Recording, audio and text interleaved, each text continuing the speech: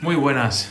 Bueno, pues sábado por la tarde, esta mañana he grabado un vídeo que ya está procesando y que se subirá en breve. Y ahora voy a hacer otro. Mirad cómo tienen plumas en el pico todo el rato. Ahora voy a hacer otro que os prometí ya hace unos días y esta mañana lo he vuelto a referir, relativo a dudas que muchos me habéis estado comentando por Instagram sobre todo y que no he tenido tiempo de atender. Entonces voy ahora a ello, ¿vale? Entonces, me he traído aquí mi iPad, voy a ir leyendo. Bueno, primero en principal tenemos a Diario Andrés, que me manda su nueva entrada en el blog. Esta luego me la leo. Vale, no me dejéis hablar. Tenemos aquí también a Diario JP. Vale, esto es una mención. Vamos, a ver. José de Alcorcón. Fijaos, del sábado pasado. Hola Jesús, soy José, perdón que me moleste, pero estoy por Gobián, necesito que me ayudes. Tengo una gata rojo mosaico que le ha salido un quiste. He ido a la farmacia por Iruxol mono y me piden receta, ya. Y a mí también, José. A ver, cuando os pidan receta para algún producto en la farmacia, vamos fastidiados. ¿Por qué?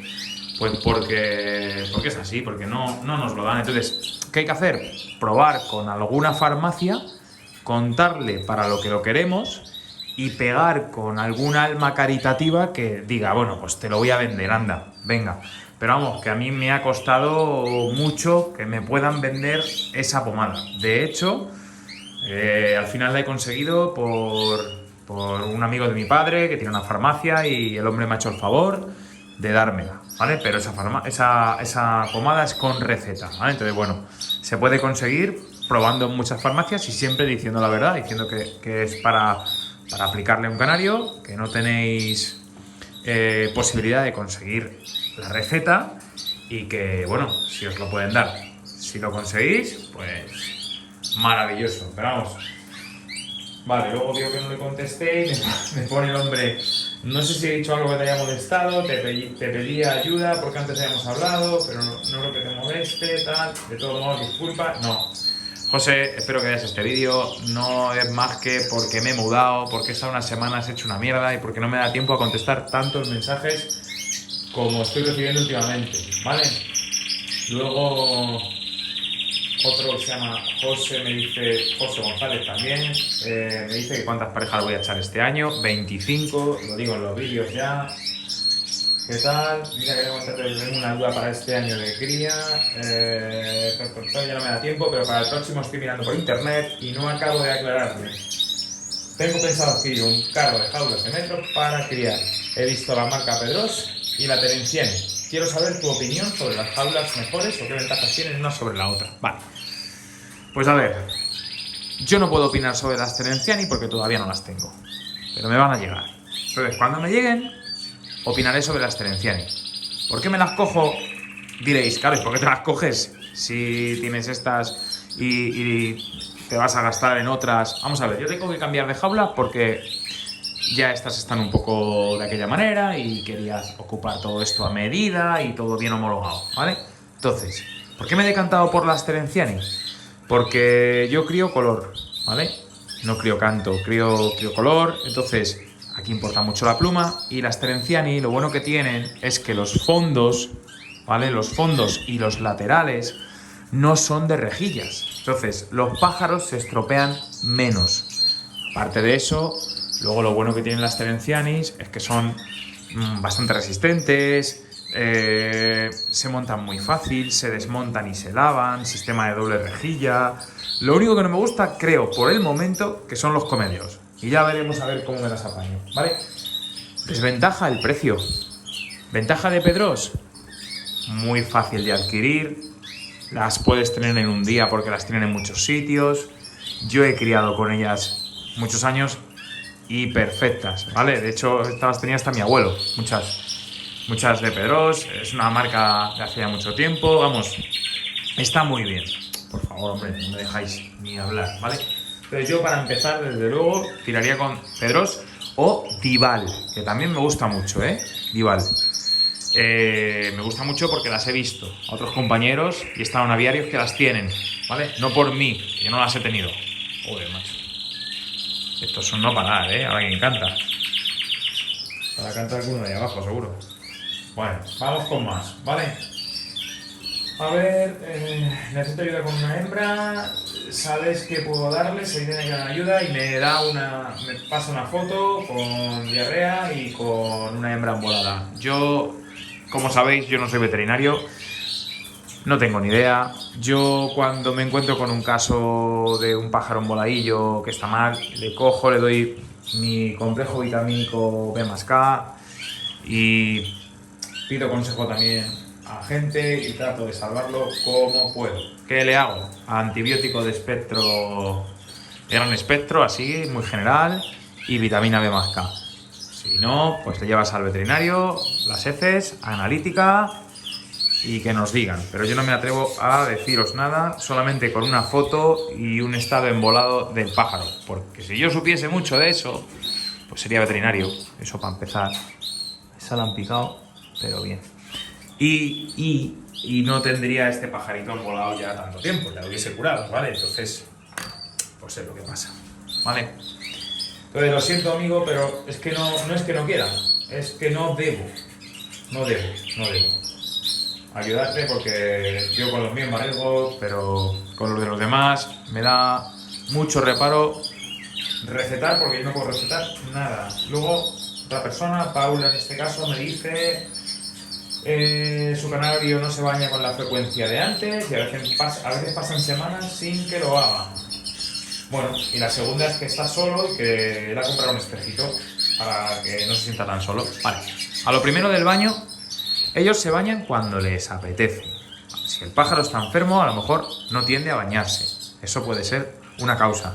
Pero también simplemente que no le apetezca porque el clima o el frío que tenga o, no sé, las condiciones del país donde seas, pues no son las apropiadas en esa época para que se bañen. Entonces los pájaros no tienen por qué bañarse todos los días, ¿vale? También es cierto que cuando son más de uno, ellos se animan. Si no se baña uno, se baña el otro le ve y ya curiosea. También puede ser el tipo de bañera. Ojo, hay bañeras que hay pájaros que no las quieren. Yo tengo pájaros que no se bañan en bañeras exteriores. Y ha costado mucho a algunos de ellos que se bañen en bañeras exteriores, que son ahora las únicas que tengo, ya no les pongo interiores, ¿vale? Entonces, pueden ser muchos factores. O sea, que eso no hay que preocuparse. Cuando el pájaro quiera, se va a bañar. Y eso se nota. Muchas veces yo les pongo los bebederos y empiezan todos a mojarse. Entonces yo cojo y digo, bueno, pues hoy toca baño. No tocaba, pero toca baño, ¿vale? Entonces, yo no me preocuparía por eso. Otra cosa... es lo que me comenta de que le ha comprado un espejo para que no se sienta solo. Yo, esas cosas, por recomendación de veterinarios, que me lo han dicho, los espejos valen para aves como periquitos, agapornis. Un canario con un espejo de estos de juguete o con un columpio no hace nada. El canario tiene que tener su jaula, con su hueso de jibia si queremos, su bebedero, su comedero, su semillero si acaso y poco más, ¿vale? Poco más. Lo demás... a un canario le sobra. No va a jugar con un columpio si se sube porque le pilla de paso, no porque quiera jugar. No va a tocar las campanitas estas con los espejos, ni nada. Así es que yo eso lo eliminaría, ¿vale? Los espejos que me habéis visto alguna vez en alguna jaula individual de concurso son para que se acostumbren a la postura que tiene que adquirir el pájaro para cuando vamos a un concurso, no porque se entretenga, ¿vale? Porque el pájaro se estire, se mire en el espejo y eso queda muy bien, ¿vale? Así es que nada más. Luis Chávez por aquí puso mi canaria 3 huevos fuera del nido y esta segunda vez en el nido, pero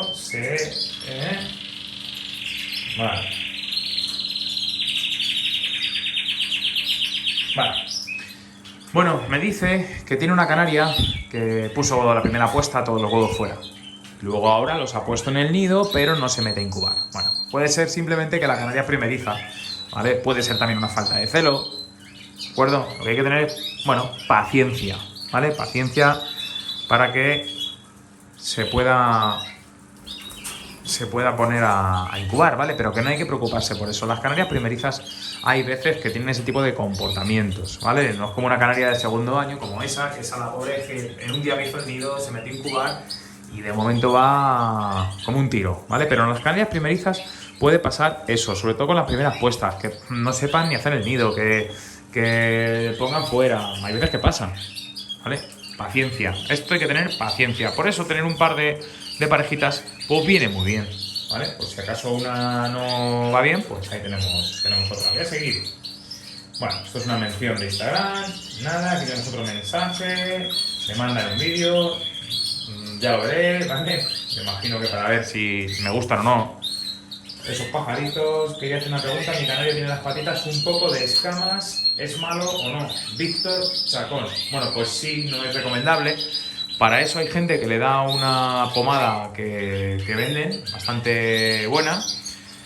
De hecho, Asier Batalla, creo que ayer en su canal de YouTube sacó un ejemplo de la aplicación de esa pomada, pero yo no la uso nunca, la verdad. Algún día la probaré. A ver si se lo pido a alguien para que la pruebe. Mirad, Tavernic pomada, esta es la que le doy yo, ¿vale? De hecho, esta se la he puesto en una pata a una de mis hembras esta mañana, ¿vale? Bea Salas, hola, el quiste en el pecho del canario no se va, no mejora con la crema Irisol y lleva cerca de un mes dándosela. Me da miedo que a la hora de juntarlo con la cría no sea bueno o le pase el quiste a los polluelos. Vamos a ver, tema de quistes. Como a mí me dijo Javi, amigo Javi Pérez de la Torre, joder Javi, te menciono en todos los vídeos, macho, no sé por qué. La pomada para quitar los quistes es la del... A ver, qué leches. La voy a enseñar y ya está. Iluxol, pero quiero verla. ¿Qué la tengo que tener?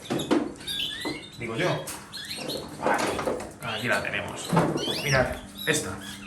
Iluxol mono. Esta, la que mencioné al principio del vídeo. Bueno, con esa, en teoría, los quistes acaban cayendo, ¿vale? Eso, baños de sal y poco más, ¿vale? A ver, ¿se le puede intervenir? Sí, se le puede intervenir. Yo al empezar la cría le quité un quiste de pluma a esa pajarita rojo mosaico que veis ahí. Bueno, creo que lo comenté en alguno de los otros vídeos. Pero en el pecho o en la espalda, ni se os ocurra. Por lo menos ese es mi punto de vista. Es súper desagradable quedarse con un pajarito en la mano y que se te muera desangrado por quitarle un quiste del pecho o de la espalda y que le pilles una vena. En un ala, todavía. Y aún así, cuidado. Pero en el pecho, ni se os ocurra, ¿vale? No lo hagáis. Acabo de ver a Sandrita repasar. Entonces, hacerme caso, ¿vale? Y en cuanto a la transmisión de los quistes, la transmisión de los quistes no se hace porque se le pegue, porque sea contagioso, como puede ser, por ejemplo, un hongo, una bacteria, un virus. No. El quiste se le va a reproducir al hijo simplemente porque su plumaje sea muy plumoso y entonces genere quistes, ¿vale?